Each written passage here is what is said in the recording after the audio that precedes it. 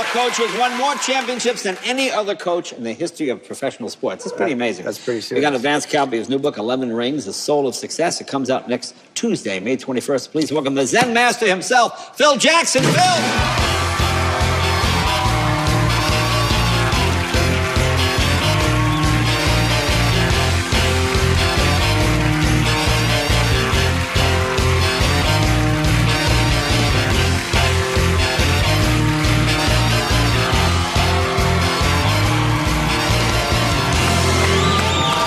Thanks for coming, and congratulations. You just got engaged.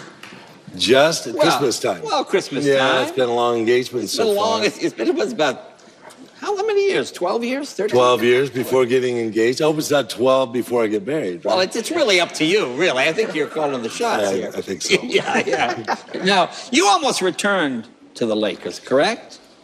Almost, yeah. But it wasn't quite like your return back to the Tonight Show. No.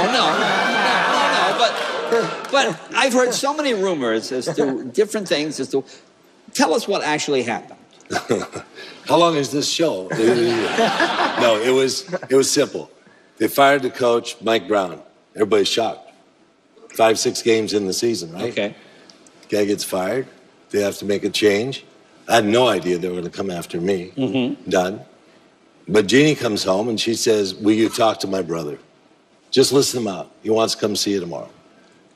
Jimmy Buss comes over. Right. Next day, we sit and talk for an hour and 15 minutes. I said, I could coach this team. I have no doubts about it. Physically, I'm okay. But I just don't know if I'm ready to step back into this. Uh-huh. Give me a weekend to think about it. Okay. And Mitch was there with Mitch Kupchak, the general manager. Mm-hmm. And Mitch said, we're going to have to pursue. We're going to have to continue talking to people. I said, that's true. I understand that part. But I'll give you my word on Monday. Sunday night at midnight, I get a call from Mitch saying, we've hired another coach, Mike D'Antoni.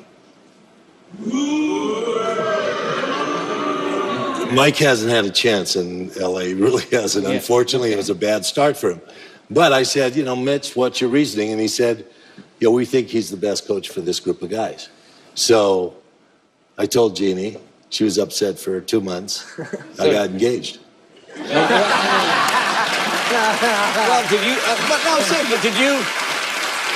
Well, did you feel a little disrespected that they didn't? Actually, I really didn't. I knew it'd be pushing it to do it. Yeah. I knew it'd be a real effort. I said, traveling and picking it up and going and sure. Playing those back-to-backs, 3 o'clock, 4 o'clock at night in the hotels and stuff. I have to think about doing that. So, it was an arduous task. I knew that. But I thought, hey, we can win a championship, maybe. And I went down and talked to Jeannie about it, and I said, the only thing I really don't want to do is lose in the finals. That's the worst thing that can happen to a coach. Sure. I've done that twice. I don't like that. Yeah. So what do you think of D'Antoni as coach? Mike, with the right personnel, is a great coach. Okay. And this personnel really wasn't quite fit for Mike's coaching style. Tell me why. Well, he likes a three-point shooting group of guys. He likes 2s and 3s in the corner. His great guard, Nash, was on the team. Obviously, Steve's a great guard. He can distribute the ball. But that other big guy has to be they call it now a stretch 4. He has to be able to shoot 3-pointers. Yeah. Powell wasn't quite fit into that. Powell and Howard together. Okay. Too big, too much of a load for that post. And he doesn't really like guys in the post. He likes guys outside. Okay. Now, the Kings are staying in Sacramento. Is that correct? That's right. Okay, they were going to go to Seattle. That's right. Would you have taken that job? I had communication with the guy that's trying to make this move. Right. It was serious talk.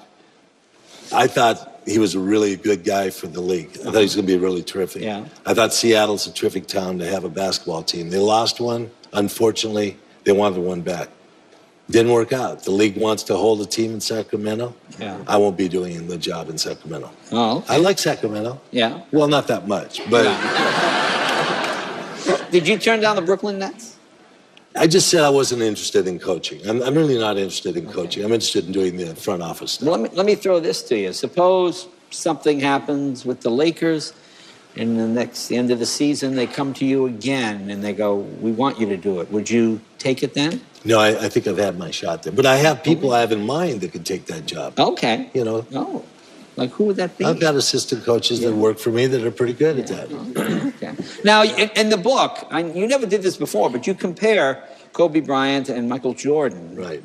Tell me about that. Tell me about that comparison. This is something that people have asked me over all the years I've coached both these two guys. They both have this competitive zeal that's unmatched. You tell them to run through a wall, they'll say how deep and how wide and how high and everything else. They'll go through the wall. However, the competitiveness for Kobe stops at the end of the basketball court. He's not competitive anymore. Michael, he wants to race you in a car. He wants to beat you in ping pong. He wants to play cards with you. He wants to beat you in golf. All those things. He's competitive all the way through. Their game. Michael had these incredible hands where he could just take the ball and show it to a guy and get him off his feet.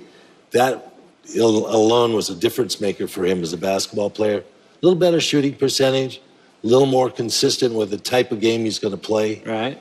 A little more into a team system. Kobe didn't have all the schooling. Dean Smith, North Carolina, that Michael had, was a little bit different, taught Michael a few things.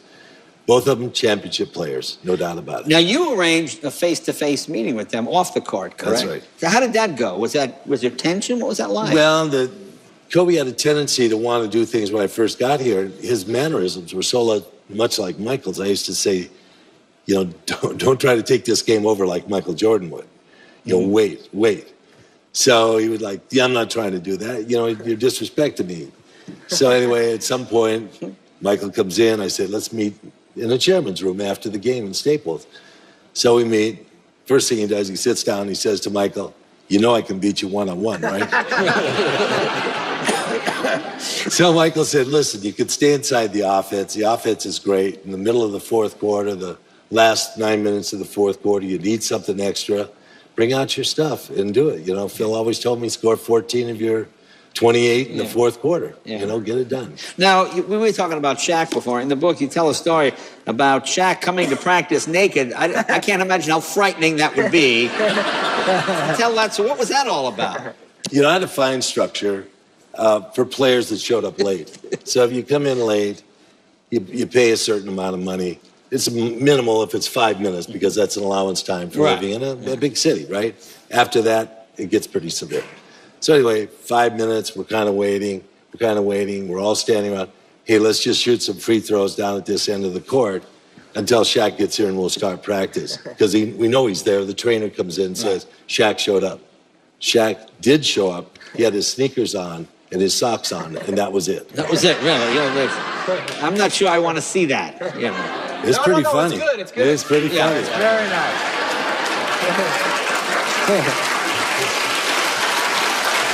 I'm hoping Shaq was not the guy at the Y. That's all I'm saying. I'm hoping Shaq was not the guy at the Y. Hey, let me ask you about the Jason Collins. Now, telling a story that's like Adam's, I'll just interrupt you 1 second. One of my guys that's been with me all the years, Chip Schaefer, a trainer, was with me in Chicago, came here. He said, my biggest surprise, I'm in the John, Adam was talking about the John, doing my business, and getting finished with it, and all of a sudden I hear this voice, I look up, Shaq is looking over the top of the toilet. And he says, I like your style, you have good style. That's a Shaq, that's what Shaq This is it's a whole side of the game I never realized existed, Your reaction to Jason Collins coming out, good for the game? Yeah, I think it's good for Jason. Yeah. More than anything else. The NBA's always been a leader in something. Sure. So they're leading the territory here. And, Jason's a twin. He's a guy that's been in the league for 13, 14 years. Right. He's been around. Everybody knows him. We're all surprised. Yeah. But we're happy for him. Yeah. Now, NBA picks, championship. What do you got? Miami's the odds-on favorite. Yeah. I don't know anybody that go against Miami. Okay. We're all kind of waiting to see who can challenge them. Yeah. Who can really give them a solid run. Oklahoma gave them a little run last year, but they couldn't hold on. Now, is it going to be Indiana? Is it going to be Memphis? Indiana's pretty damn good, though. They are. They're strong. Yeah. Well, folks, it's a really good read. It's a really good read. Thanks, I Jay. like your stuff. You're my favorite kind of one. I hated coaches that screamed and yelled, and I always thought you were just such a classy guy, and you really get your point across. Thank you. Thank you, sir. Thank you so much. Phil Jackson, 11 rings. Be right back with Family of the Year.